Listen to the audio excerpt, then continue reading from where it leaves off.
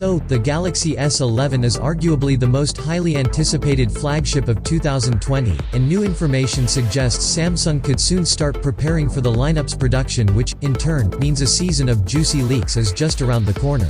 Following months of intensive research and development, Samsung has reportedly finalized the design and internal configuration of next year's Galaxy S11 devices. The news arrives courtesy of tipster Ice Universe and coincides perfectly with the company's usual development timeline. R&D for the Galaxy S10 series ended on November 1, 2018.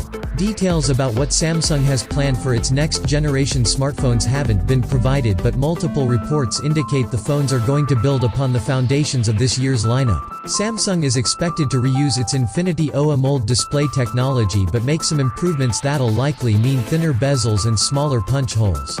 The successor to the compact and reasonably priced Galaxy S10e will probably stick with a flat display and single punch hole, but the regular Galaxy S the 11th of May boasts a curved edge panel complete with two holes rather than one. Alternatively, it could opt for a wider implementation like the one featured on this year's Galaxy S10 Plus that's large enough to house two sensors, one of which may be a dedicated time-of-flight sensor for a more reliable and secure face unlock system.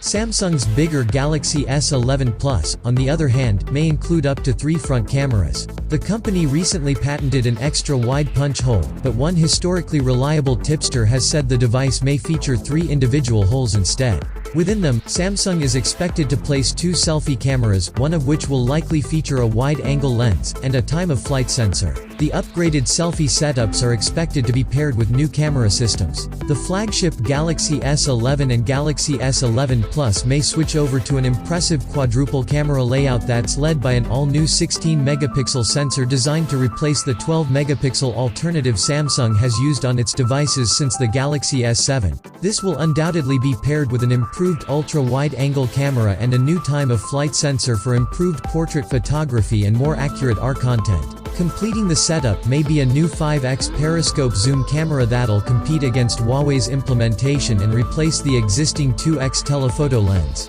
Samsung's cheaper Galaxy S11e will retain the primary and ultra-wide-angle cameras featured on its premium siblings but ditch one of the other two.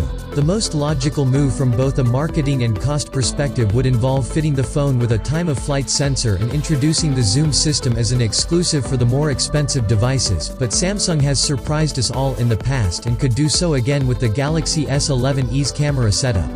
Please help me by sharing this video, and your click on the like button means a lot to me, and don't forget to subscribe and to click on the bell to be notified with the latest uploaded video. Thanks a lot for your time.